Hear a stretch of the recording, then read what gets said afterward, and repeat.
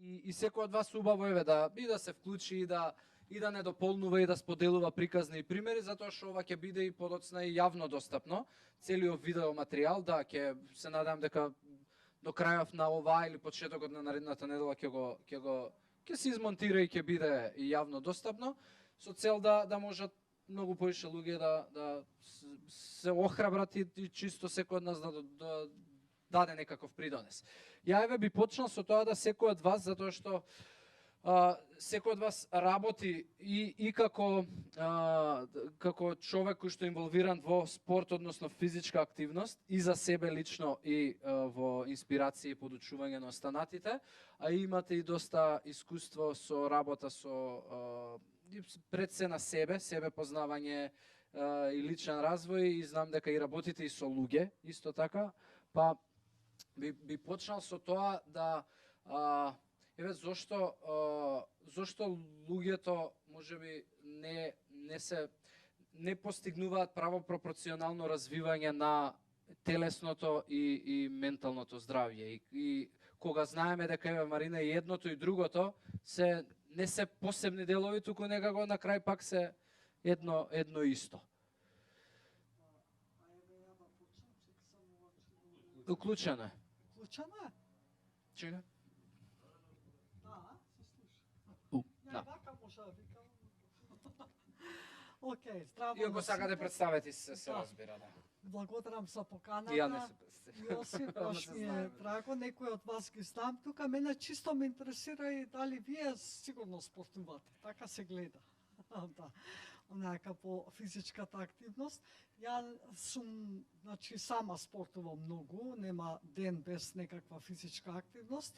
И убаво што кажа исто Јосиф, главата и телото се една дел од една целина, и многу од луѓето не ги комбинираат тие две работи, а за да почнеш со физичка активност, апсолутно ти треба ментална кондиција. Пошто ако знаеме какви изговори има, додека одиш да спортуваш, чекај не сега, после не утре, од задутре, од понеделник, од 1 јануари, и тоа е исто така многу значено таа спојка да се направи. А што беше прашањето? Да, зошто сметаш дека луѓето многу повеќе работат на телесното здравје, а не толку на менталното здравје, кога е целина? Океј, интересно прашање. Зошто можда побрзо се гледа резултатот, не знам, или чувството е друго. Види, работа на подкрепање на ментален имунитет бара еден друг вид на активност. Бара себе спознавање, бара освестување на лични некакви процеси, лимитирачки верувања, и тоа е сосема поразлично. Друго е да отидеш да прошеташ на кеј, нели? Па одма ќе почувствуваш бенефит, додека себе самокритичност, себе спознавање, тоа е еден подолг процес, и можеби на Балканов сме ние познати дека исто све знаеме, така? Така да некој ако треба нешто ново да научи, и за тоа треба исто некаква, да кажеме, порив некако, за да си признаеш себе си дека нешто не знаеш, дека во нешто не те бива. Така да мислам дека тоа е разликата, меѓутоа едно без друго не може. Исто за физички да бидеш активен, ти треба ментална кондиција. Дали може би пошто еве, ако зборуваме, не знам, како да направиш нозе, или гради, или не знам, било која мускулна група во телото, има многу денеска и информација и содржина за како да го правиш тоа. Дали постои можеби недостаток на информации, споделување, зборување, затоа што еве ако зборуваме како да направиш ментално јаки мускули, од кај да почнам? Што би вежбал? Како би изгледала вежбава? За нозе знаеме како, пошто има многу содржина. Прво треба да има интерес, така? Дека сакаш. Ако сакаш ќе најдеш, све е достапно, ја мислам сега. Поентата е дали ти ќе бараш, дека тебе ти треба, или сакаш промена. Тука е тоа менталната кондиција е многу важна. Иначе се е достапно, ти колку си активен. Сите ние сме активни, сите вие покажуваме и на Фейсбук и на Инстаграм, ама пак има изговори. Некој ќе рече, добро, ниф им е лесно. Гледаш како изгледа, секој ден вежба. Не е до тоа, значи пак исто и кај мене на тренинг, ако сака некој да дојде, знае каде да ме најде. Ама изговорите се тие. Сега ја така размислам, еве имаме и психолог тука, така, ќе потврди. Да, слободно, мислам, Да. еве и На дамите прво нека почнем, па после ќе се надобрзам. Здраво на сите. Јас сум работи. Јас сум Софија, работам како психолог, фитнес тренер и сум психотерапевт под супервизија, системски и семеен советник сум моментално. Се согласувам со сето тоа што го кажа Марина. Да. Меѓутоа сакам да додадам, односно свој став и свој мислење да дадам малку околу прашањето, а тоа е дека мислам дека многу ме полесно на луѓето да зборуваат за кога треба да се спомне физички изглед, кога треба да се спомне некоја друга состојба, а тоа да не е нешто поврзано со менталното здравје. Точно е дека веќе во последните години многу се зборува за ментално здравје, односно како треба, што треба за личен раст и развој, што техники, што треба да се прави. Психотерапијата е како едно ново прашање кое што нели во последните години се форсира како нешто кое што треба луѓето да посетуваат психолози или да идат на психотерапија заради свој личен раст и развој. Меѓутоа сепак мислам дека повеќе ако треба на нешто да го бараме некаде проблемот, го бараме површно. Односно, иди истрчај на кеј, ти пројде, не знам, имам негативни мисли, имам анксиозност, иди истрчај на кеј, ти пројде и многу е полесно, мислам, да го прифатат луѓето тоа како такво. Односно, мислам дека е многу потешко да освестуваат исто како што и рече Марина, да ги освестуваат моментите кои што им представуваат некаков проблем, односно им предизвикуваат некаква состојба и да кажете ја бе чекај, можеби ми треба мене стручна помош за да го почнам од негде да го решам. Сакаш да кажеш дека уствари може и физичката активност да се користи као алат за избегнување на проблемот. Така ќе идам да истрчам за да се оттргнам од тоа што... Многу често се користи, многу често и помага, не дека не помага. Меѓутоа сметам дека физичката активност ни помага, може и на подолг рок, меѓутоа во повеќето случаи ни помага да го решиме моментално, односно, пример, моментално ќе ми направи да се чувствам подобро. Сега дали на долг рок тоа помага, односно ако нели е некоја состојба која што може да се реши така, окей, меѓутоа има и состојби кои што може да прераснат во некоја посериозна, не знам, депресивна состојба, анксиозност или така натака, за кои што сметам дека е потребно нели да се посети и стручна помош. А нивото на свесност, за жал кај нас, е се уште многу мало и мал процент на луѓе кои што знаат дека постои стручна помош и окей е да идам и да побарам стручна помош. Така да, тоа е Сергеј. Фала. Здраво на сите. Моето име е Сергеј Георгиев. За него најмногу попушта. По машка линија. По професија, можеби не припаѓам тука, бидејќи сум филмски режисер, меѓутоа често милувам да се пошегувам дека по должност сум јога учител и учител по медитација. Значи, назад на прашањето твое, мислам дека да, општеството е такво каде што ни налага некако да многу повеќе се погрижиме за својот физички изглед отколку за менталното здравје. Зошто е тоа така? Сигурно постојат многу причини за кои што некои сигурно не сме ни свесни за нив.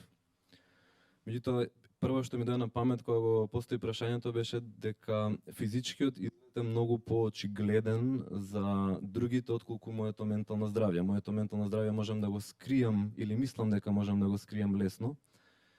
И например, не знам, еве сега јас ако сум млад сингл дечко кој што во некој имагинарен свет кај што не постои корона влегува во кафич и сакам сега да најдам некоја девојка, не си викам која од тука сега има некоја многу добро ментално здравје и концентрација, туку ги гледам по физички изглед и мислам дека баш заради тоа што сите тоа потсвесно го знаеме, многу повеќе сакаме да работиме на физичкиот изглед отколку на менталното здравје.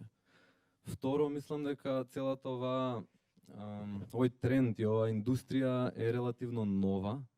Мислам, вежбањето постои многу одамна, меѓутоа како движење, баш како тренд, е релативно нова и менталното здравје некако доаѓа автоматски второстепено на тој физичкиот изглед. Така да се надевам дека ќе се изедначат за брзо време.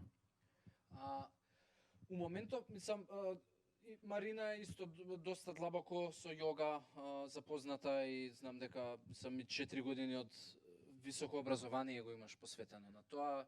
Сергеј исто многу имаш посветено време на јога, Софија повеќе у фитнес светот. Но прашањето ми е многу често еве тоа што го спомна Софи дека луѓето некогаш и вежбањето го користат како алат за ставање под тепих, а она што најчесто за ставање под тепих у моментов се користи јогата. Барем тоа е моја перцепција, затоа што многу често луѓето јогата ја користат како момент да се исклучат, а уствари ја не ни знам, затоа што еве се за себе имам мислење и се осеќам дека имам добро ментално здравје, ама дали тоа е добрата стратегија да еве јогата конкретно, да, знаеме дека подобрува ментално здравје и секоја физичка активност, ама дали тоа исклучување и абјузинг, искористување на јогата може да те удри по глава подоцна со многу повеќе или навистина па е квалитетна и добра стратегија. Што мислите? Сега повеќе ова прашањето за вас двајца, пошто Софија е повеќе у фитнес. Она и го почна некако. Да. Ја тоа го гледам малку поинаку, не знам дали се слуша ова чудо, али нема везе. Овако го гледам како едно патување. Значи, јас сум имала моменти во животот, додека живеев у Холандија, нели осаменост некојаш ке те фати, и ако не бил спортот, не знам како би се справила. Може би не ми текнало тоа што одам на психолог да побарам таква помош. Сум го правила тоа преку спортот, сум го правила преку јогата, така научив да готвам. Значи има нешто добро кога си у депресија. Нешто добро ќе излезе. Така да го гледам како некое патување. Невозможно е да преку тоа типа не се осознаеш себе си на некој начин. Значи, посебно преку јогата и фитнес сум вежбала и точаци сум возила, што не сум правила физичка активност сум имала, меѓутоа преку тоа сум осознавала всушност, сум го повеќе почит кон телото, сум била свесна што ми предизвикуваат мислите на телото, какви болки, значи таа соматска интелигенција ми е баш потикната низ тој процес што сум го поминувала. Така да ја го гледам тоа, викам, барем некој нешто да вежба, може ќе дојде до некое сознание и нека прошета било каде, отколку да не прави ништо. Така јас, значи, зборам од лично искуство, мене многу ми помогнало баш за потикнување на таа соматска интелигенција. Одлична перцепција, Јосиф, ми се свигаше многу прашањето, затоа што да, понекогаш може да биде како било која друга физичка активност кај што човек оди само да се издише, да излуфтира тоа што се собрал некоја негативна енергија, мисли, емоции, филтер, и на крај може да биде само замаскирување на проблемот, како што кажа Софија, и да биде едното исто како и било кое друго обично вежбање. Сега тука има две работи, сакам да кажам за да ти го одговорам целосно прашањето. Едното е дека некои јога позиции или така наречени на санскрита сани се направени многу специфично за да влијаат на ендокриниот и нервниот систем на телото, кој што потоа го спрема па умот да биде многу по-лесен за справување со емотивни ментални проблеми. И затоа всушност во јогата часот, барем јас така го концепирам, така сум го наследил како школа, така го продолжувам, поделен на неколку фази. Фаза релаксација, фаза загревање, фаза вежбање и на крај последните две фази се дишење и медитација. Не за џабе се ставени на крај. Читам особено медитација која што може да седнете и само ги наблюдувате сопствените мисли и емоции. Буквално е намерно така направено за човек да може на крај да се соочи и со проблемот што го има, не само да го стави под тепих. Да, не сум ја лично медитација имаме и разговарано и уште не сум пробал. Пошто знаеш, ти споделував дека ама не знаеш. Па и тоа може, да, не од Сергеј ја барав помош затоа што имав перцепција дека, знаеш, ако почнам со медитација да не го изгубам темпераментот. и Си и бил во уште неам медитација. пробано. Тоа е една многу голема стигматазија за медитацијата, дека ако јас нема Да да не се знам тоа, продухувам. не знам, не можам да не се продухувам, да не изгубам тоа што ми е мене, као што ме па води. Зашто многу да, зашто озбилно, многу не, луѓе- јас сум и го имал тоа, сум разговарал со Сергеј и се уште можам да речем дека го имам, пошто уште не сум пробал. Тоа значи дека Да. константно барам нешто Луѓе изговор што се зашто да... луѓе што се хиперактивни по природа толку многу си го сакаат таа своја хиперактивност, што Ајде. им станува големи идентитети и мислат дека ако почнам со медитација сега тоа ќе го пуштам и јас више нема да можам да направам ништо во животот.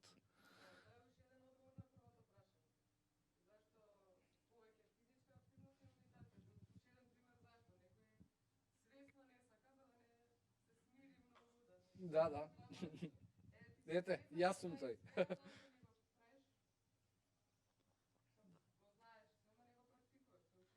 Да, ми треба некој да...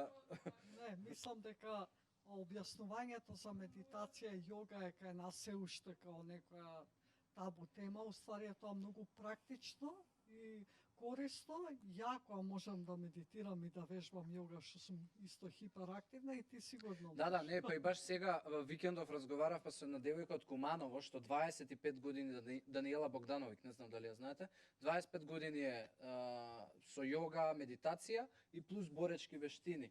И она вика, значи, ја правам медитација и имам многу подобар тренинг у боречки вештини, него ли да е обратно, така да до мене е.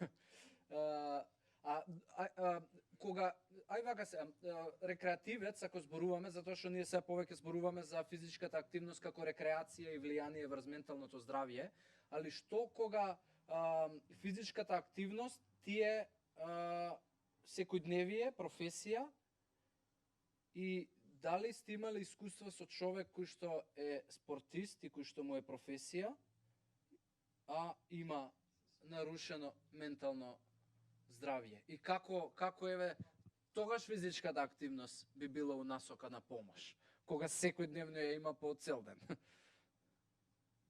Мислам дека можам јас да почнам, почнувајќи од примери кои што ги имав дома со мојот брат, кој што беше кошаркар 14 години и заради повреда на коленото му беше забрането да игра кошарка. И тој екстремизам во спортот премина во бодибилдинг, за тој да стане тренер по фитнес и да биде успешен во тоа. Меѓутоа, периодот, односно транзицијата во адолесценција, посебно во период на адолесценција во кој што требаше да се направи, каде што му беше укажано дека не смее да вежба, беше тежок период. И беше еден период кој што благодарение нели на нашите родители, по кој што од друга страна помогнале да тоа се одвива добро, било окей. Меѓутоа, исто така имам уште еден пример на партнерот мој кој што исто имаше повреда. И беше период кој што за да ја прифати повредата и да свати дека уствари можеби нема да може тоа што го правел со толкова љубов и ентузијазам и сите тие работи со страст, нема да може веќе никош во животот така да го прави. И тоа беше уште еден период кој што нели беше исто така, ама среќа што свесноста е на некое повисоко ниво и го води по пат на кој што добро се справува со сите тие работи, па дури да побара стручна помош, да знае дека сам не може да се справи. Сега моето искуство какво е дека последно имав клиент кој што фудбалер заради повреда исто на коленото, прекинува да игра баш во период кога треба да потпише договор со некој клуб и почнува да се коцка. Неприфаќањето, тоа сакам да кажем, колку нивото на свесност и неприфаќањето некогаш на работите кои што ни се случуваат во моментот знаат да не закочат, односно коцкањето преминува во исто. Значи, ако екстремо бил спортот и фудбал, тука настанува нов спорт. Пишење на спортска и тоа настанува онака константно, секој ден повеќе, 10 години веќе трае. И уствари моментот додека ние да отпочнеме процес, да он прифати дека му треба помош, односно дека треба да прифати дека има некаков било каков проблем настанат заради нешто, требаше време. И тоа е исто така, мислам. Така да има разни случаеви и тоа е уште едно прашање кое што би сакала да се поттикне денес, а тоа е зошто во спортот толку многу малку е присутна психологијата и работата на спортистите на личен раст и развој. Пошто кај нив е онака. Мислам дека Имате искуство вие некој? Тука не, во Холандија да, со вакво балетанско, мислам, друштво, мислам, спортисти исто кои што апсолутно доаѓаа на јога, а исто и во бизнис. Значи, јогата е доста нормално нешто што се користи, не се користи, се користи јогата исто за фокус. Медитацијата се користи за фокус, за прочистување на умот, за овакво, за поголема свеслост, за гледаш малце од поширока перцепција, животот, работите, што и да е.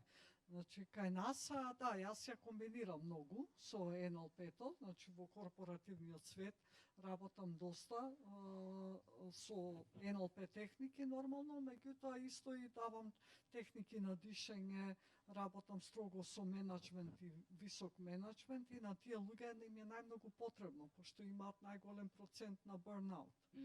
И секако дека ти можеш да работиш, нели, со техники, не знам, за комуникација или лидерство или што е да е, меѓутоа ако не го внесеш телото, свесноста за соматскиот дел нема успех. Работам на 4 полиња: ментално поле, поле на тело, поле на енергија, емоцијата и поле на душа. Констелациите, семените, организацијски констелации, и тоа мора да се гледа човек кроз тие 4 полиња, не можеш да го гледаш само на едно поле. Така да кај нас има интерес, се повеќе и повеќе, а тоа 13 години го работам, го промовирам, го правам и мислам дека јогата веќе во корпоративниот свет не е толку табу тема. Не. Не и се прифаќа и зависи како ќе им ја пренесеш. Значи, тоа е исто многу важно. Тоа е алатка на некој начин, ако не е нешто табу тема, некаква нешто чудно што доаѓа од истокот и не сме кај нас поради нели религиите едно друго. Тоа е практична алатка за современиот човек. Ако зборуваме за физичка активност кон подобрување на ментално здравје, дали може да кажеме дека, не знам, тимски спортови се подобри од индивидуални? Или постои ли такво разграничување, или како може да препознаеме дека, слушај, ти у моментов си тука, го имаш овој проблем, за тебе најдобро ќе биде да одиш на тимски спорт или на индивидуален, ама ова ќе ти биде најдобро. Боречки вештини, оди на боречки вештини, мавај увреќа, истурај се, не знам, оди на фитнес. Постои ли некое такво? Мислам дека е многу индивидуално. Многу зависи од човек до човек и многу зависи од проблемот со кој што се соочува. Има некои барем маркери кои што може тоа да го кажат? Или? Ако мора да се генерализира, според мене, мислам дека нешто имаат луѓе што се анксиозни, што имаат social anxiety, како се вика на македонски, социјална анксиозност. Мислам дека за нив е подобро да работат тет-а-тет со некого лично, а луѓе кои што имаат депресивни проблеми и стравови слично, мислам дека е подобро работат со поголема група на луѓе, тимски спортови. Ама тоа е стварно генерализација, не мора значи дека секогаш е така.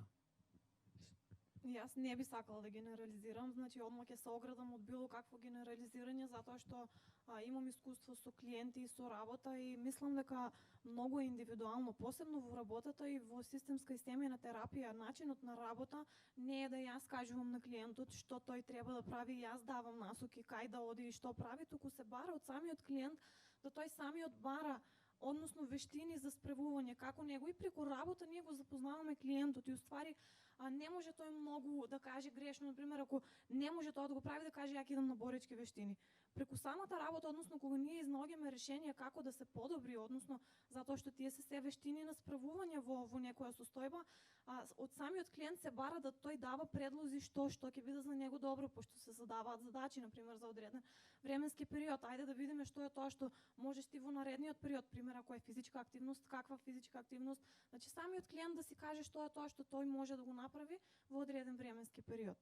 отколку јас да кажувам тоа е за тебе или за депресивни, затоа што стварно е многу индивидуално. Мислам, не може никаква генерализација да правиме, а сега не е ли, окей, анксиозност, депресивност, ако си анксиозен, тие се се работи кои што само ние мислам дека може онака да си ги представиме, меѓутоа барем јас не сум сретнала дека има истражувања кои што покажуваат кои луѓе со какви спортови треба да се занимаваат.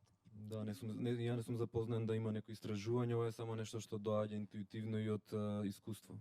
Значи, пак се согласувам скроз, не треба да се земе како совет.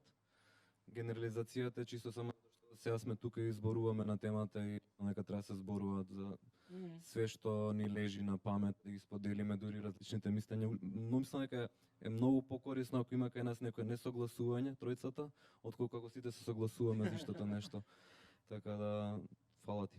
Ја може да споделам еден пример на еден дечко млад на 15 години, дојде кај мене со татко му, пелтечеш, значи многу. Онака и пелтечењето знаеме во тој период од раст, нели, дека ствара и анксиозност и незгодност, срам, значи имаше различни состојби. И јас, пошто луѓе што пелтечат имаат не знам ја толку многу, со неколку имам работено, меѓутоа има многу енергија во него, а не може да ја искаже во зборови. Ја тоа што осетив, викам, ја мислам дека пошто имаш и агресија многу, викам, мислам дека треба да одиш кај Урко на бокс. Пошто тоаш бев во тој простор. Дечкова, мислам, стварно ме послуша, отиде на бокс, вие не знаете што не излезе од него. Му давав совети за исхрана, работевме на техники за дишење, имаше некои вежби што требаше да ги прави пред огледало. Година дена траеше процесот, заврши овакво средно или се запиша на факултет, веќе не знам точно како беше. После неколку години ми се јави, која беше 4-та година на уметничко, направивме уште една тура, бидејќи имаше нешто останато да кажеме, и кога заврши факултет, зборуваше на телевизија, бидејќи имаше освоена награда за неговиот проект, без да пелтечи. Супер. А сметаш ако бил на друг спорт дека не би била исто сценарио, не би се десило? Спортот, вежбаше јога, значи правевме разни техники, возеше точак секој ден. Сакам да кажам дека во него имаше толку акумулирана енергија, од што не може да се искаже себе си, значи агресија свртена кон себе. И таа можеш да извадиш само со јака физичка активност. Значи онака да изфрлиш од себе, а најлесно е, сум идала некои такви тренизи во Холандија, кај што маваш во перници, која имаш нели некаква агресија, стварно функционира. Така да мислам дека за него тоа беше клучно и секако техниките за дишење, начин како да зборува, да артикулира. Он тотално учеше од почеток како да ги артикулира зборовите, затоа што многу пелтечеш, што од мал, значи од кога почнал да збори му беше, родителиве беа избезумени, не знаеа што да прават, кај не бил. Меѓутоа целиот склоп тоа физичка активност, исхраната, шекер изфрли тотално, значи никако шекер, газирани сокови, ништо тоа не пиеше, многу беше принципиелен, возеше точак, вежбаше техниките, значи за дишење и зборуваше пред огледало. И се уште ми е другарче, пошто црта многу убаво, и така да, и се уште, мислам, не пелтече, нема враќање назад тоа. Сакам да ме прашам што се случува со личност кога, Софи, не знам, доаѓа некој да можеби му пукнал филм за да вежба затоа што можеби не сака да го гледа тоа што го гледа во огледало, ама тоа значи дека има осудувачки тон кон себе. На еден начин. Што се случува кога почнува да вежба и затоа што секој почетник нели несмасен, нема правилна изведба, можеби не може да направи доволно серии и така натаму, и многу често тие почетоци, особено ако се придружувани нели со веќе навиката да се само осудувам, како ти се справуваш со тие луѓе за да не се откажат од тој процес и да можеби да се осуди кој ќе си дојде дома џабе ти почна, не знаеш, нит можеш да кренеш, нит правилно да изведиш. Сега размислувам ствари со девојките со кои што имам тренирано, размислувам дали сум имала таков пример да дадам. Меѓутоа, Види, може би некој го снемал од тренингот после 3 пати и ти останало мистерија. Може би се работи баш за ова. И еве прашувам како би апсолутно, значи постојат секакви случаеви и јас имам големо разбирање во однос на тоа дека можеби и не секој пак ќе се пронајде во моите тренинзи. Јас секогаш знам прво да тргнам од себе, затоа што нели можеби не тоа што јас го работам е за секој, па можеби некоја друга физичка активност ќе му биде повеќе од полза. Меѓутоа од другата страна што се случува, знам дека многу често се случува да се откажат луѓето. Сега на тренинг ми се нема случајно да дојде некоја девојка и да ми се жалат. Нормално, меѓутоа по некоја среќа ми се отвараат низ тек на муавети на тренинзи, па така разговараме и ги разговараме сите оние теми кои што се проблематични, без разлика дали сме у теретана или не сме. Сега можам да дадам пример последно, имав една девојка која што дојде пред анорексија, која што ја забрането од дома да тренира заради тоа што веќе не може да се справува со ситуацијата, меѓутоа заради тоа што го спомна ти, повеќе тука ќе се задржам, односно за сликата за себе.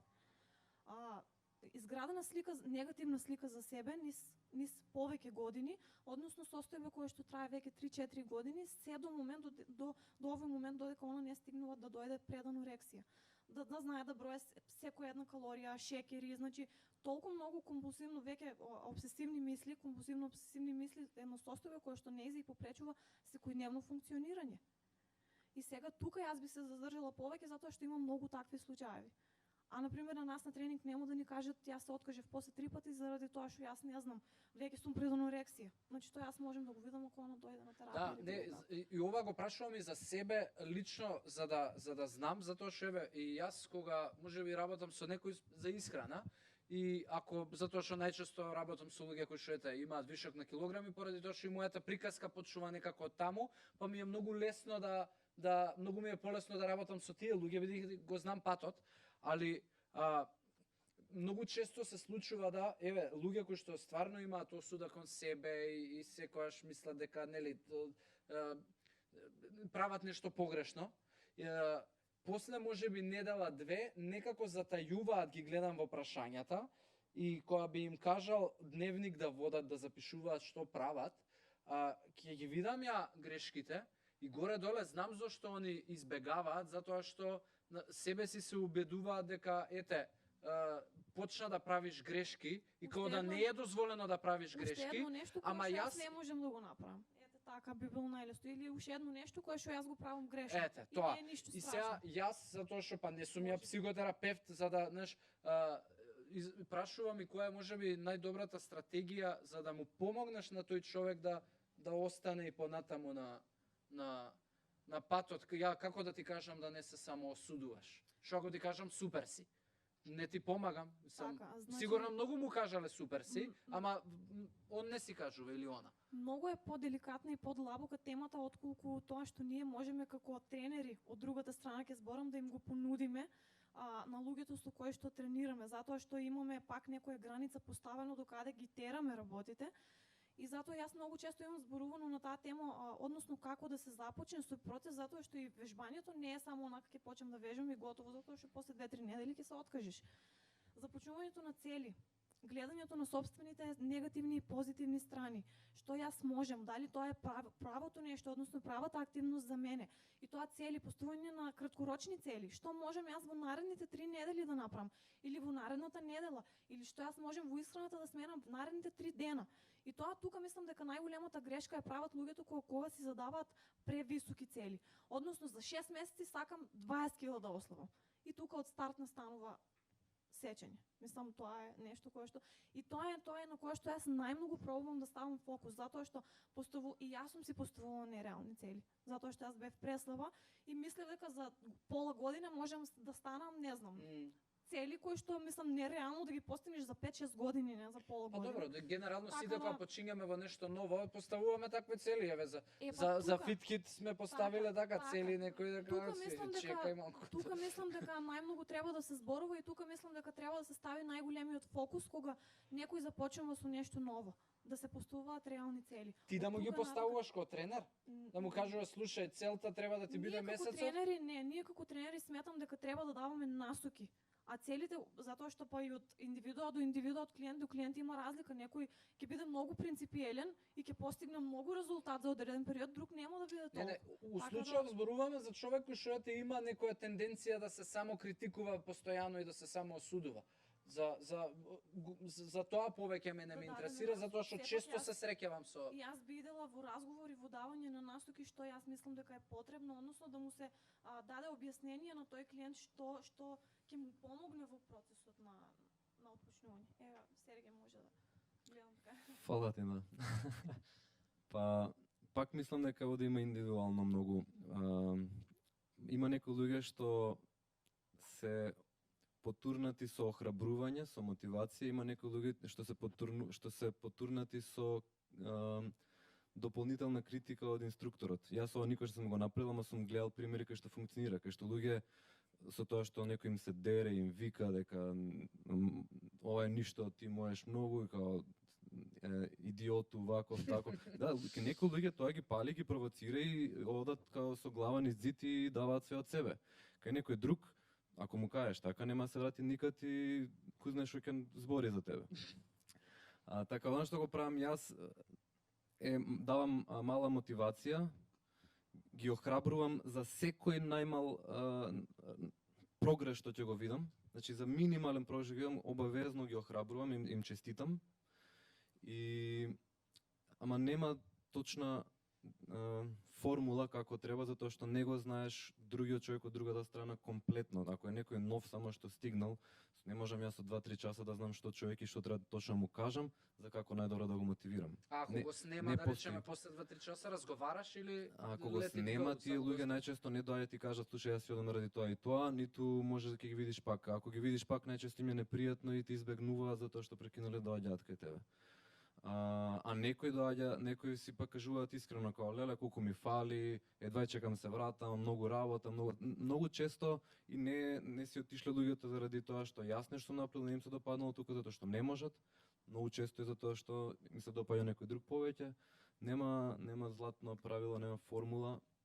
Ама мислам дека мотивација и ставање петки на рака за секој најмал напредок секогаш функционира како добар резултат. Дава добар резултат. Би сакала да се надоврзам, фала ти Сергеј, мислам одличен аргумент даде заради тоа што давањето на петки за секој прогрес е многу важно и ние како психолози го користиме сега ме потсети во креирање на позитивна слика за себе. Заради тоа што исто тука е многу индивидуално, ама сакам да спомнам само еден пример, затоа што ако иде некоја девојка која што била цело време критикувана, која што немала никакви позитивни нема позитивни релации, сака, мислам јога беше така, на јога доаѓа.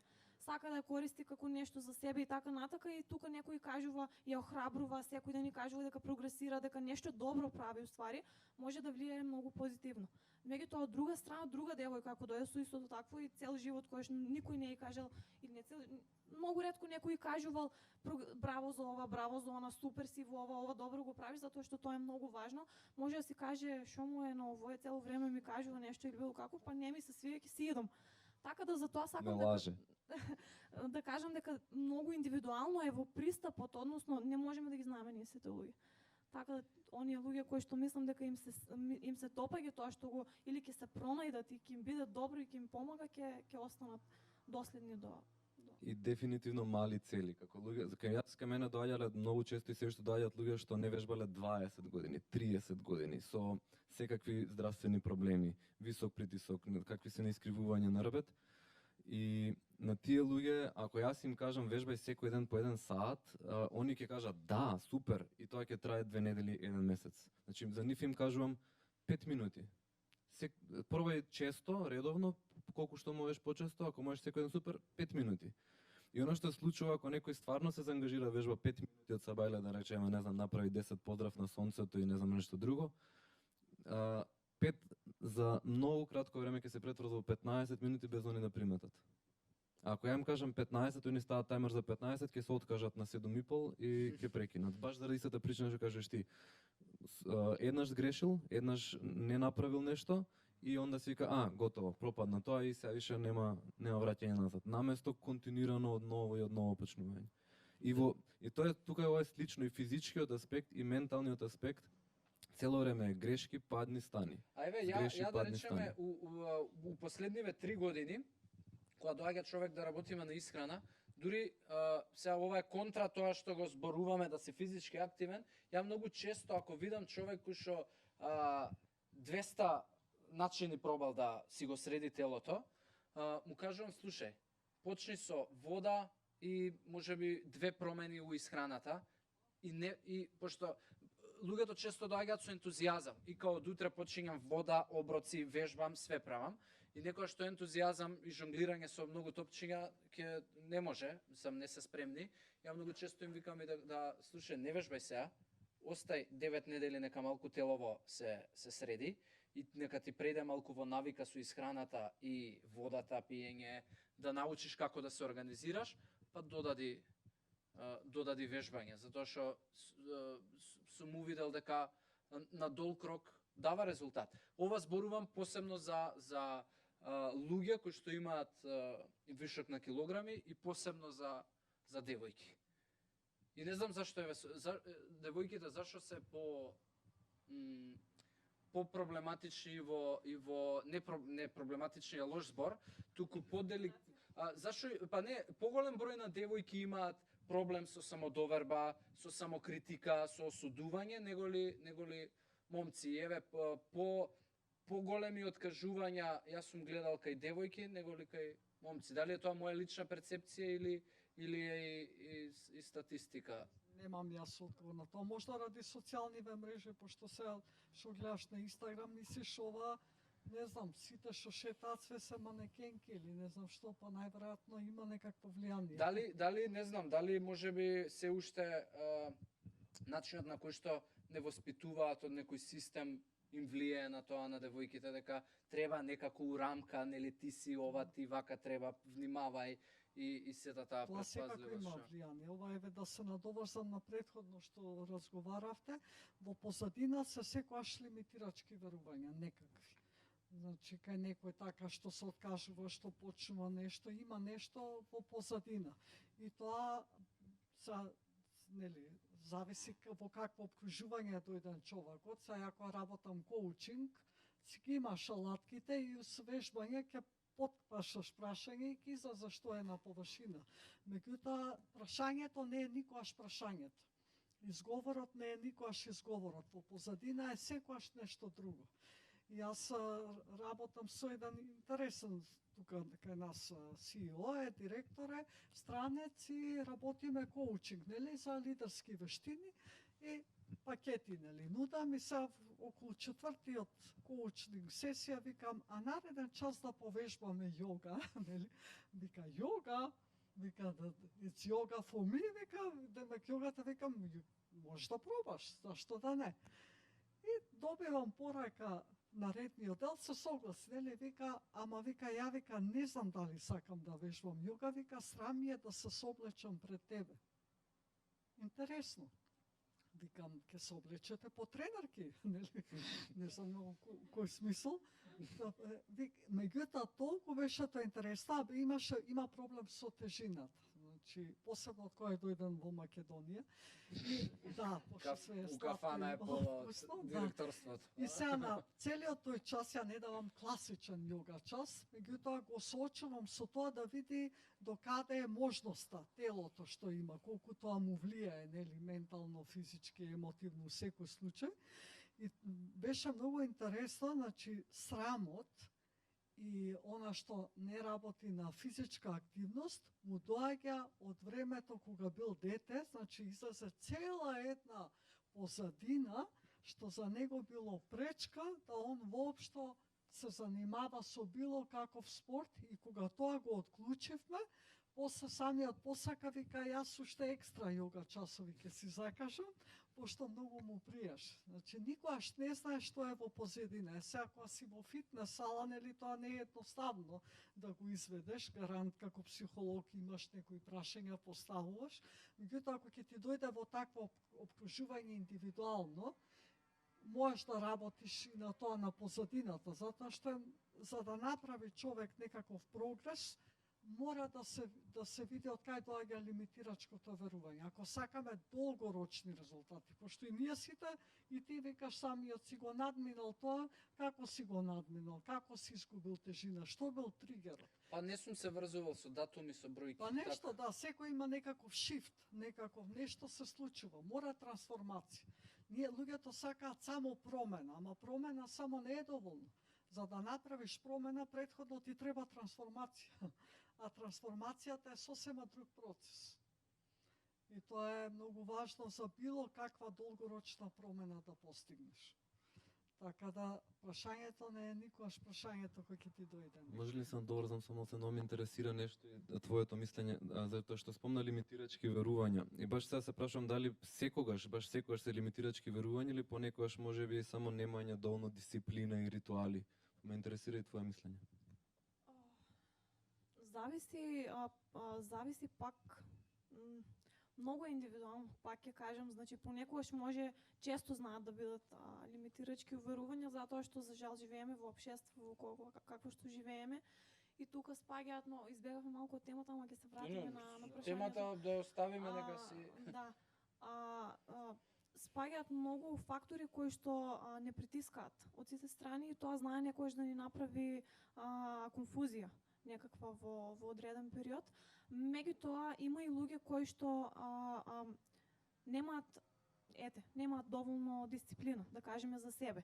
Тука пак ќе се надоврзаме на можеби не лимитирачки или пак се лимитирачки верувања за самиот себе. Можеби нема да бидат надворешни, меѓутоа ќе бидат внатрешни, затоа што они може да бидат и надворешни и внатрешни. Така ние уствари ги градиме, ги создаваме тие уверувања наши, затоа што секој од нас има уверувања во нештата. На тој начин тоа е уствари, како да кажем, како столбот на се што правиме. И од таму потекнуваат сите тие работи, ако малку подлабоко пречепкаме во некоја позадина, ќе видиме многу работи. Така да и дисциплината е поврзана многу со тоа каква самодоверба имаме, каква слика имаме за себе, какви уверувања имаме за нас и за другите. А дали немањето дисциплина уствари ми е подкрепа на тоа дека слушај, верувам дека нема да можам ова да го направам, Да, и уствари намерно нема да бидам дисциплиниран за да си докажам дека сум управ. Па можеби да, ме баш ме интересира сега кај тебе примерот. Ти можеби си немал дисциплина за вежбање и јадење, ама си имал дисциплина за нешто друго.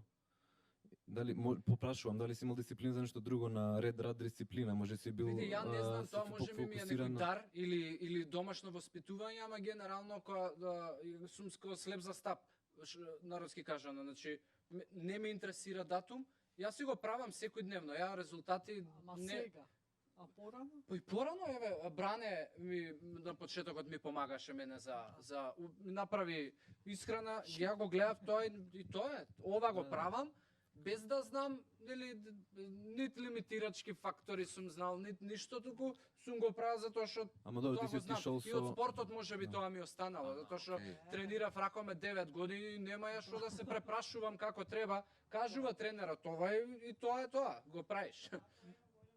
Најчесто што најверојатно. е лимитирачко верување? Немам време, немам пари, немам енергија. Тоа е најчесто употребливо кај нас. Сега немам време за вежбање, немам пари да одам на фитнес или на јога, немам енергија. А дали е вистински така? Најверојатно ги инвестира во нешто друго, што не му носи резултат. Така да тоа е апсолутно лимитирачко верување дека немаш време, немаш пари, немаш енергија. И тоа после доаѓа дисциплината. Ако ти се убедиш дека имаш време и пари и енергија ќе добиеш дисциплина, ќе леташ секој ден и на спорт и на се. Пак е до нас само. Да, ама имањето на дисциплина така повторно е у задачите кои што можеби ја како тренер ќе ги поставам со клиентот. Зависи од вредноста што ќе ја добие тој. Тој ако не ја гледа вредноста, ти џабе му кажува што треба да прави. Вредност човек треба да види од тоа. Затоа што вредноста е таа што не води, а не нешто друго. Значи мора да има некаква вредност. Да, ма зборевме за луѓе што се откажуваат и покрај тоа што гледаат некаква вредност, на крај имаат некаква цел и пак се откажуваат. Затоа зборевме претходно, или затоа се надоврзавме на ова сега. А не ја вреднуваат целта доволно. Да, и затоа пак нема време, нема пари, нема енергија. Не е лесно. Да, дефинитивно, да. Некои Ама да, луѓе али види дисциплина, Сергеј кажа дека така, ја ќе му дадам 5 минути. Еве, Тоа е ова ти е супер, задачата, да. 5 минути. И он практично со малите задачи гледа дека слуша, ја уствари можам да бидам дисциплиниран. Ама веројатно повторно, ама Значи, изгледа не ја гледам таа вредност за која што Се ми. билдаш, ментално се билдаш. Убаво Јони кажа, мали цели, подобро е за ментално имунитетот, значи онака да се научиш себе си на некаква дисциплина. А е сега да не забораваме дека во целиот тој процес не е само вежбањето, не е само јогата, не, значи ни се случуваат на секојдневно ниво многу други ситуации кои што реално може да го попречат нашиот процес на физичка активност или на, не знам, на јога или на било што. Затоа што многу често ни се случуваат ситуации кои што не ги очекуваме, ситуации кои што се многу стресни и живееме брз живот и така натака. И тука има многу врска тригерите кои што се појавуваат во тие моменти и што ни прават. Затоа што се случувало да тренирам со девојки да најнаш се откажат, ги снема што се случило, не знам, анксиозни напади, панични напади, не знам тие што други ситуации заради нешто друго. Иако сме сметале дека вежбањето е една од активностите кои што нејзи е топ 3 приоритети и помага во моментот. Значи многу пак се навраќаме дека има многу ситуации кои што нели. Ајде вака јас сакам да прашам, мислам и до сите е прашањаво. Пошто сега вие двајцата имате повеќе искуство во и Марина со и НЛП коучинг и има доста познавања за менталните состојби на луѓето. Сергеј, така и ти имаш доста работа на себе и плюс благодарение си воспитуван од родител кој што е длабоко у таа тема, исто и со Софи. И можеби кога ќе често луѓе знаат да осетат блискост со тренерот, кога веќе тоа ќе премини у пријателство и знаат и да почнат, мислам, да се отворат пред тренерот и да си ги кажуваат сите проблемите. Дали тренерот треба да се обидува да помага на некој начин, која е границата, затоа што некој, знаеш, као клиент, кога го гледаш некој, може би правиме некогаш грешки да не сакаме да кажеме не знам или слушај, ај не ми го прави овој муабет сега, оди кај друг обрати се, као јас сум ти само за вежбање, некако, знаеш, мене ми е тешко да му кажам на човек кој што ќе се отвори и ќе видиш дека има големи проблеми, уже да му кажеш ај бегај од тука. Знаеш, не ми ги кажува овие работи. И ова е прашање до секој од вас, како е најпаметно да се справуваме, која е границата, какви искуства има секој од нас со тоа, кога некој ќе те доживее веќе и као близок пријател и ќе ти каже одредени проблеми, а ти си му уствари само тренер, така и дошло до тоа пријателство. Ја не можам за да кажам, пошто јас сум за тоа. Да се отворат. Ако не се отворат, нешто не е во ред. Добро. Така да, не знам како е кај нив. Пак уште едно одлично прашање. Јас не знам или не сакам во животот да поставам, не сакам да поставам конкретни граници за овие прашања и да секогаш се држам за тоа што сум го заклучил или размислил пред некое време, бидејќи ми се менувале ставовите на оваа тема и претпоставам ќе се менуваат и понатаму. Сега за сега не сакам да повлечам црвена линија и кажам до овде или не може да се, мислам дека е тешко да се најде некоја таква линија кој што кажеш до овде окей, понатаму нема. Често ми се случува да луѓе што доаѓаат редовно кај мене, кога си одиме по пат на кај дома, да ми поставуваат прашања, си збориме на различни теми, понекогаш се лични, понекогаш се општо за искуства од медитација и генерално збориме за човечка природа, природата на умот, природата на егото и слично.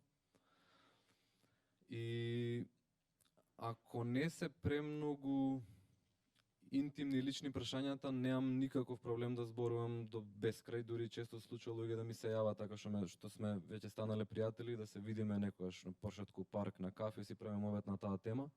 Ама тоа збориме за генерални работи, понекогаш што ќе се најде можеби некое мало интимно прашање кое што ќе му помогне на човекот некако.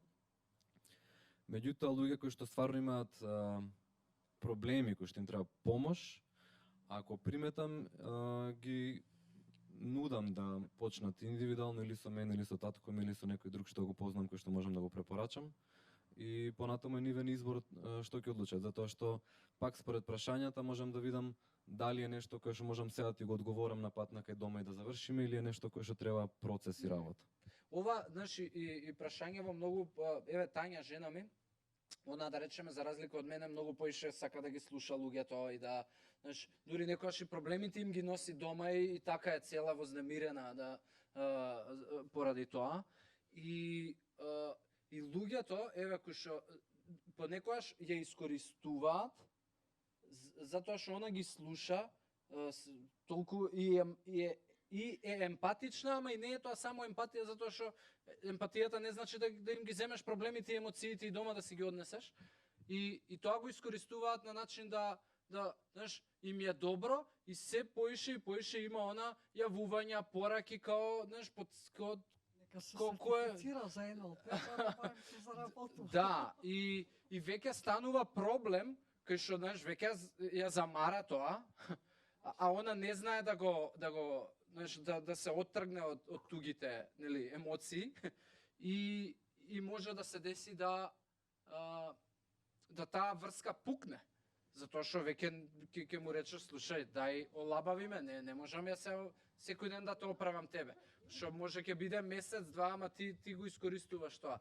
И затоа, знаеш, еве, ја да речеме сум у другата крајност, како почнеш ти да се жалопојки тука, ајде, не можам да го, ниту па го носам тоа дома, ниту го прифаќам, и моето можеби не чини, ни тоа не чини, и затоа се ја викам каде е границата за да не го расипеш односот со твојот пријател или клиент, а сепак да му помогнеш, пошто некогаш можеби и советот е слушај, оди кај тој и тој, може ке рече и се овој што мисли дека ја не сум добар нешто, па и тоа е. Како тренера, пожелно е да можеш да го правиш тој баланс.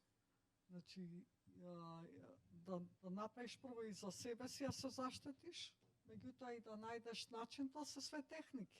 Како да поставиш прашање без да се трошиш ти себе си, да се дисоцираш. Затоа што ти никогаш не помагаш ако си асоциран со емоцијата на другиот. Нема шанси. Или па ако ја игнорираш.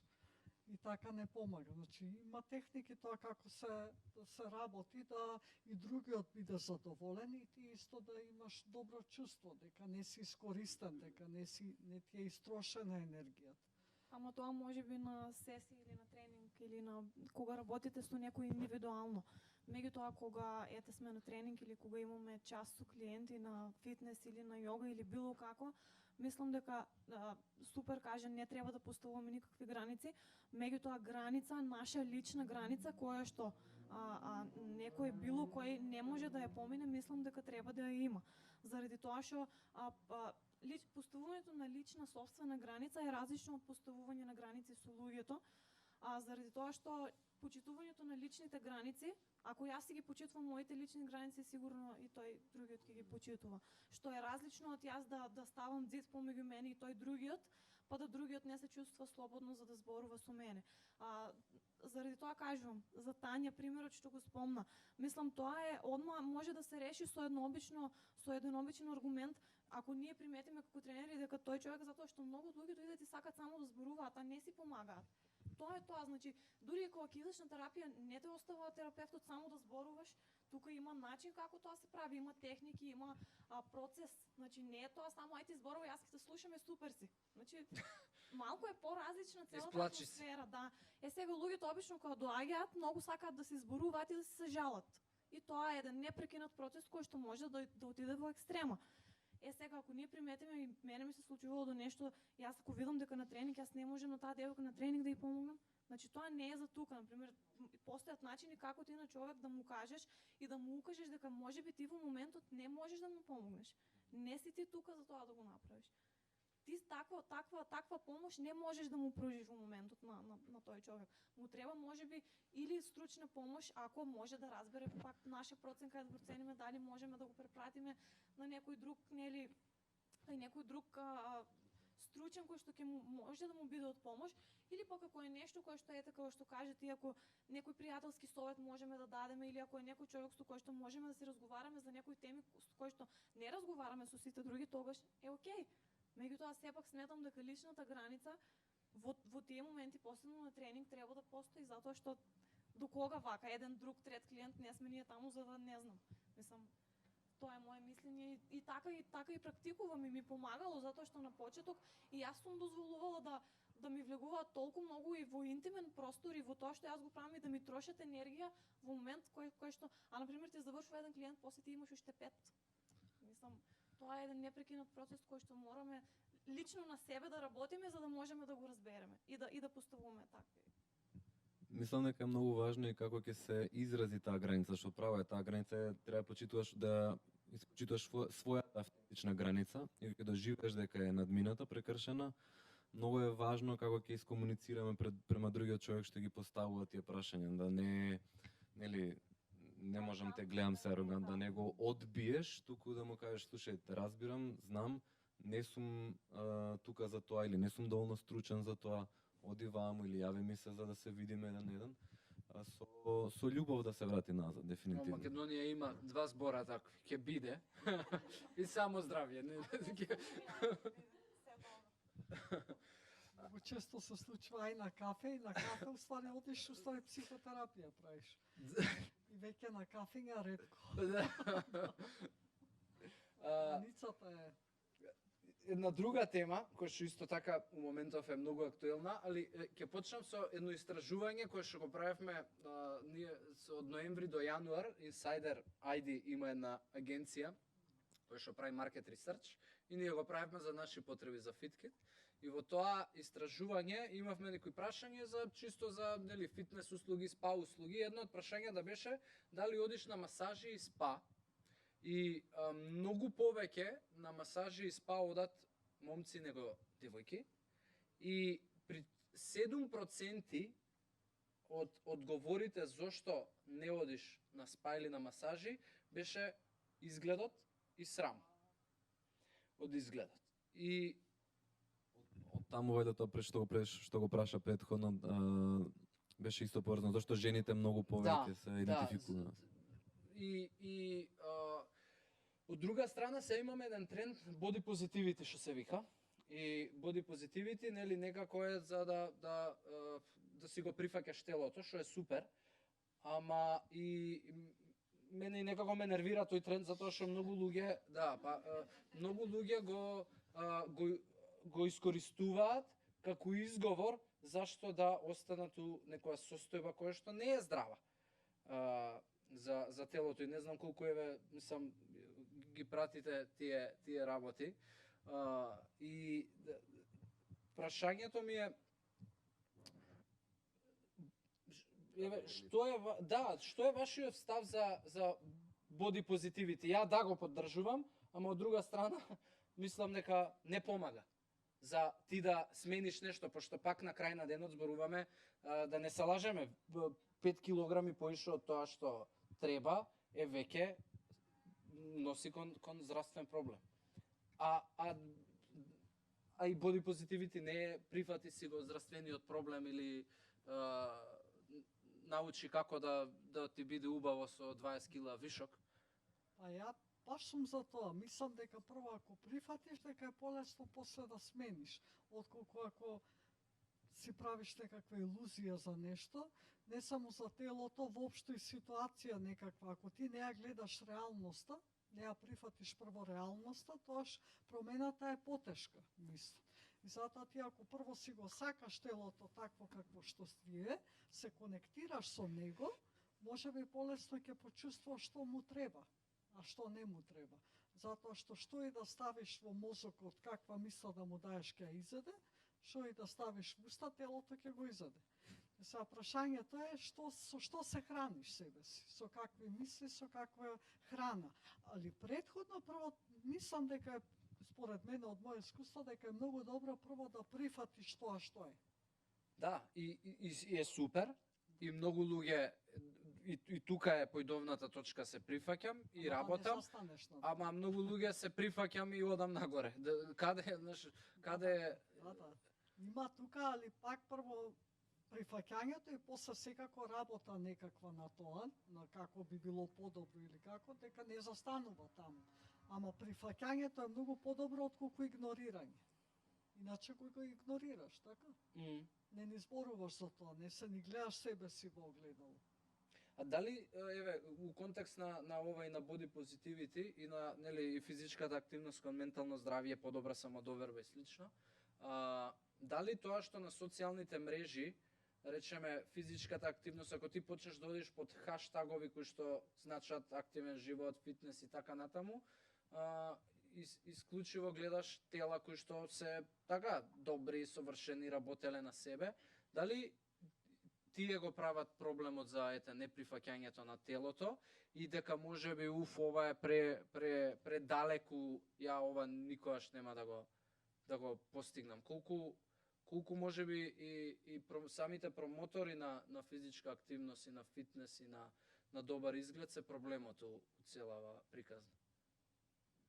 Имам многу размислувам на таа тема, заради тоа што јас сум лично вклучена во еден таков промовирање на здрав животен стил и заради тоа и пробувам да малку на другата страна ја однесам целава приказна со менталното здравје. Заради тоа што многу често се случува да ми пишат девојки, сакам вака да изгледам, ќе ми пуштат слика од мене, вака сакам да изгледам. Во ниеден друг свет не може да се случи, затоа што и мене ми се случувало да се споредувам со други. И мислам дека споредувањето со другите кога ќе отпочнеме личен процес е најголемата грешка која што можеме да ја направиме. Сега исто така на социјалните мрежи тоа што го промовираат како многу лесно да изгледа, да се постигне, односно 6 недели, 12 недели, стомачни мускули, убав задник, така натака, тоа изгледа многу лесно. И некој ќе си каже, јас може ако земам 12 недели, може вака ќе изгледам. Што нели далеко е од тоа што може да се случи. Тоа се некој мал процент од луѓето кои што имаат супер генетика па можат да направат супер промена за тие 12 недели, ама што правиме со другите? Сега пак ќе кажам, значи интересно е пошто имав работилница за социјалните мрежи со нарушување во исхраната и уствари дојдовме до заклучоци дека пак на крај социјалните мрежи играат важна улога во целиот процес. Меѓутоа поважна улога играат градењето на личен идентитет и сликата за себе во времето во кое што тоа треба да се случи. Заради тоа што ако ти на 25 години немаш изградена добра слика за себе, со личен идентитет и со јасна слика кој си, што реално ти треба, прифаќање на себе, односно дали јас сум окей вака или не сум да имам 90 килограми на 25 години, тогаш веќе мислам дека е касно и многу е полесно не касно да тоа се промени, туку многу е полесно да тоа се припише на моделите што ги гледам по Инстаграм и по социјалните мрежи. Заради тоа што мислам дека многу луѓе заглавуваат во процесот на градење на сликата за себе и адолесценцијата и прифаќање на сите тие работи и се ствара конфузија на мисли, чувства, емоции, однесувања и така натака. И плюс тоа што ни е премногу изложено на социјалните мрежи, мислам нели најлесно е да кажем, она таква јас не можам и ќе се откажам, значи тоа е тоа. И тоа се билда негативно, не можам тоа да го постигнам, не можам друго да постигнам, не можам трето и мислам се ствара, уствари мислам дека проблемот лежи малку подлабоко во самите нас, односно кои сме ние и што правиме за да го промениме тоа. Смеам. Да, многу интересна тема и слични ставови имаме повторно. Разговарав со луѓе на темава, луѓе кои што имаат покачена килажа и ми дадоа многу интересен фидбек. Прво ми рекоа дека за нив е охрабрувачки да видат спортисти кои што се на кавер на некој магазин или на Инстаграм или на Фейсбук и да видат дека спортуваат луѓе со покачена килажа, дека Nike прават облека како за неа, дека не за тоа, само тоа е многу подобар старт да почне да вежба. И ми даде уште нешто друго што уопште не го ни размислив како одговор, вика никогаш не си 100% сигурен исто дека ако ти изгледаш одлично, дека си здрав. Може да изгледаш супер од надвор и да имаш покачен холестерол. Да. Не мора да значи дека јас затоа што имам покачена килажа го имам истиот тој проблем, може напротив. Може внатре телото ми е поздраво. Не мора да значи. У моментов. Ретко е, ама има луѓе кои што имаат згодно тело, а не се здрави. Вистински не се здрави. Дополнително, на крај на краиштата е слободен свет. Човек може да, ако сака да одбере да изгледа како што сака да изгледа, не сака да се интересира за физичка активност и не сака да изгледа така, нели некои луѓе што може слободно го одберат тоа. Трето е дека генетика, кој што спомна, и дури да дадам се од себе, дури да вежбам колку другиот, нема да изгледам така. Едноставно е невозможно. Генетиката си го е направено своето и нема шанси да извежбаме исто и јас да изгледам така. Најмала е пример да направиме, секогаш расна сегрегација, ама црнците имаат многу по-спремни тела за со многу помалку вежбање да изгледаат многу подобро. И таа разлика постои на многу помали ниво меѓу мене и тебе и било кој друг тука. И сега, она што ми е мене интересно како човек што се интересира многу во јогата, прво го кажа многу во со споредувањето. Јогата има еден интересен пристап. Според мене има малку поинтересно гледиште, нема викам дека е подобро или полошо, само поинтересно за мене. Јогата вели дека телото е нешто со кое што ние се идентификуваме многу јако, како што може да се идентификувам со тоа што пишува дека работам тука, ама мојата професија и тоа што го работам се менува, моето тело се менува. Јас можам да имам најубава слика за моето тело, може да сум најзгоден у свет, може да изгледам најубаво у свет, и после 50 години моето тело ќе остаре. Ќе почне да им се брчки, да омлитува, да имам стварно помалку енергија. И тогаш таа слика, колку и да била позитивна, пак ќе боли исто како што го боли човек кој што не изгледа убаво сега. И затоа јогата има една многу интересна перспектива, вика супер е да го храниш телото со добра храна, супер е да му даваш добри вежби, да му правиш и медитација, и ментална активност, и психотерапија. Меѓутоа, ако идентификацијата со тоа како изгледам, тоест вреднувањето на кој сум со тоа како изгледам, не се на еднакво, тогаш болката, страдањето, проблемот од тоа како изгледам сега или за 50 години ќе биде многу помал. Менталниот проблем за тоа како изгледам сега ќе биде многу помал. И што не е оправдување дека нема да вежбам. Ме сваќаш? Да, супер вакво гледиште и се. Еве и у контекст на body positivity, да, ти ќе имаш, да речеме, знаеш зашто можеби мене ме нервира, што кажав, моментот што можеби тоа што премногу, еве, Инстаграм како социјална мрежа придонесе за ако не изгледаш перфектно и ако имаш некаков вишок си, уствари не си за тука, создаде многу набој и фрустрација кај луѓето кои што, нели, имаат можеби кај млади особено затоа што немаат social approval за тоа како изгледаат и тоа го прави, нели, го создава проблемот.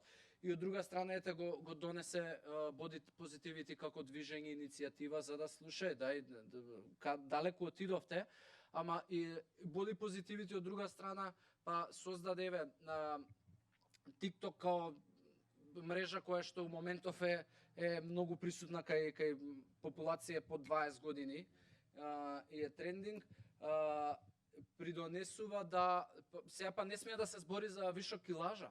Знаеш, ја на TikTok имам еднаш пред 3 месеци објавено видео за skinny fat, односно за луѓето кои што изгледаат добро, ама внатре каросеријата е скапана и за да, и последно што објавив беше за сало околу стомак, во смисла на тоа сало као висцерални масти во утроба и слично, и у двете видеа жив ме изедоа од коментари поради тоа што, знаеш, луѓето па сега некако не смееш да ги чепнеш за таа тема, пошто слушај што сега вишок на килажа ако имам нема ли да да бидам прифатен. И некако има многу поларизација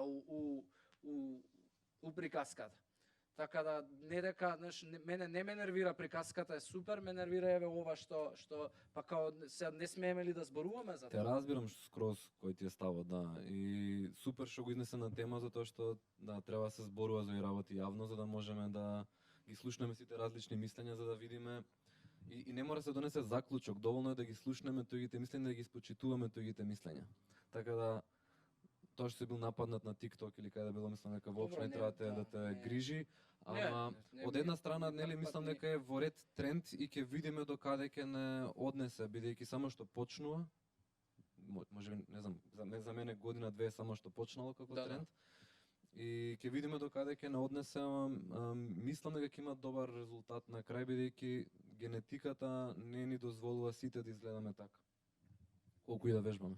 Апсолутно е така и се согласувам и со Сергеј и со Марина, многу убави ставови има во однос на тоа и за прифаќањето и за идентификацијата и мислам дека треба да почне да се зборува многу повеќе и за тие работи, заради тоа што како тренд е супер, меѓутоа и не е супер. Супер е се додека не е супер веќе.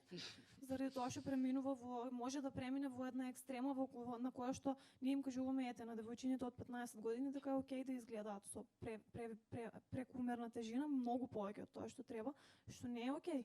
За мене не е окей. Тоа е мој личен став во кој што јас би кажала дека тоа се навики, тоа се сите тие работи кои што треба да се, нели, ако заради некој здравствен проблем не настанала тежината, тоа е веќе друг муабет, не го правиме за прифаќањето на себе и као треба да се прифатам самото на себе, ама како што каже Марина, прифаќањето значи нешто друго, а не да се прифатам и да одам и како што каже и ти Јосиф, да идам само нагоре по таа линија и тоа е прифаќањето за себе и да го промовирам тоа како да е нешто, не знам, многу добро да се гледа или како нешто, не знам. Дури преминува во екстреми кои што се сликаат, нели, толку многу, јас дури се чудам како нели толкова самодоверба имаат луѓето во позадина со таа боди позитивите цела што е за да се сликаат така и да добиваат коментари и веројатно и коментарите што ги добиваат на социјалните мрежи го хранат нивното моментално. Да, ма и види, и тоа може би тоа е окей. И тоа да, али у исто време што ако охрабрува помлада популација да е така, затоа што многу луѓе се охрабрени да вежбаат, да изгледаат добро, затоа што виделе негде рол модел. И се ако ова е мој рол модел, тоа е една цела Добро. Знаеш како рол моделот го бирам според тоа кои се моите внатрешни интереси и желби. А тие работи не ги бирам, ти искачаат од внатре. Затоа што јас може ќе видам некој што е, не знам, имам глумец кој што многу го сакам и е дебел, ама тоа не значи дека ако јас сакам да станам добар глумец, треба да сум дебел како него. Да. А и во однос на идентификацијата и сето тоа, пак ќе кажам, нивото на свесност кој што луѓето го имаат е многу мало за да стигнат до тој степен да знаат дека тоа што како јас изгледам не ме дефинира мене како личност, мислам дека веќе од која ќе поминеш се стигаш на ниво на кое што викаш и тоа е процес, тоа не се случува. Затоа сме тука. Да. Ја публикава дали досадни бевме или све си кажаме кој што треба. Да, пошто убаво ќе беше и да сам ако, али еве ќе оставиме у неформалниот дел да си доразговараме за некои теми. Марина, сакаш нешто да додаш? Така размислувам, ве слушам онака. Ајде.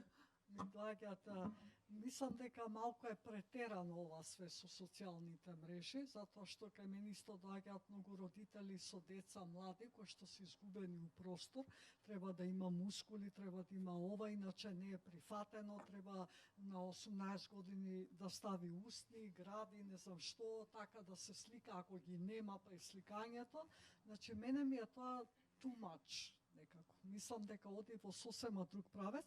Јас сум многу повеќе да покажеш харизма на сликата, отколку да покажам задник и гради или не знам што усти и да покажам нешто што луѓето, значи, ќе видат дека и го живееш тоа. Значи, не ти е само за сликата да се направи, значи, некаква не знам тоа. Да, ма види на 18 години прво дали размислуваш на тоа и колку имаш капацитет и зрелост да го Па затоа се родителите.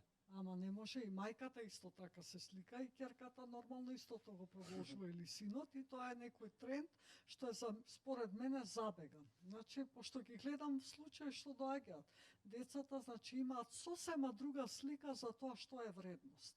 Дека физичкиот изглед е најзначајното што треба да го имаш и тоа има и како треба да изгледа и нормално и додатоци се ставаат што е малку и тоа премногу отидено. Значи нема некако, ја лично на моите профили покажувам некако поинаку, скромност некоја, мода и не треба, не знам. Види, ама јас сум оптимист ради тоа што вредноста е вредност без разлика која е социјалната мрежа. Знаеш, вредноста е константна. Тие се вредностите и верувам дека ќе Што затоа сакаш да покажеш? На некој начин мислам дека беше многу очекувано да се случи некој ваков тренд како body positivity, затоа што на другата страна од скалата дека мораш да изгледаш вака беше премногу јако наметнато и мораше се појави ова да избалансира вагата и се надевам дека знаеш ќе мнозината ќе најдат некоја средина каде што вежбам, се трудам, јадам здраво, внимавам на менталното здравје, ама не сум болен по тоа да морам да изгледам така. Немам страдање ако не го постигнам овој резултат како што изгледам на Инстаграм. Значи, уствари, целта би требало да биде еден well-being. Што е по вас well-being? И еве, полека може да завршиме па кафана, да тирам. Ајде.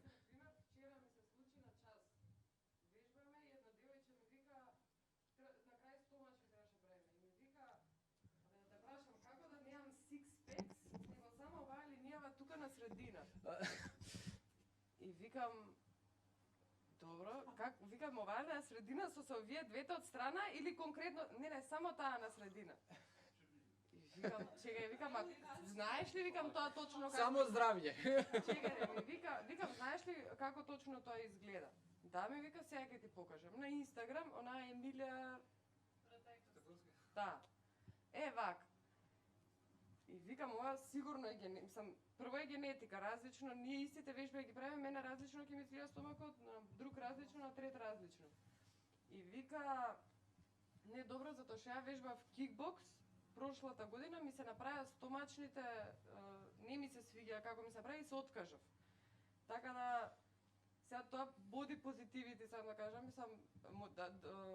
веројатно е добра идејата и замислата на прифаќање на себе, меѓутоа, убаво би било ако не тргне у лоша насока. Значи, у смисла, девојчево не се свија како и се развива телото кога вежба, зашто не се стомачните како на оваа слика, него ми се удруга и она, значи не вежба за своето тело, затоа што го прифаќа такво како што е, него вежба за да изгледа некако како што нема генетика да изгледа. Ама и таа девојка еве конкретно со сликата со стомачите како што треба да изгледаат, знаеш, може би само едноставен пример на тоа дека некој си се прифатил како изгледа. Така, Софија ги и секој од нас објавува слики, може би и си се прифаќа како така изгледа и може би таа девојка бара да си се прифати, а не да изгледа така. Значи, може би тоа е, знаеш, пошто понекогаш не е крива мрежата социјална или нечи профил. Пак на крај на денот тоа е технологија и тоа е нема, убаво би било body positivity да иде оваа насока, да го прифатиш телото такво како што е, кога вежба ми се развива така како што има генетика ми се развива, а не body positivity си се сакам и не правам ништо и се па да, затоа има пластични операции, затоа прават луѓе во Вајда ради тоа што да и ако не можам со вежбање ќе си ја направам со операција линијава и ете, а ја има.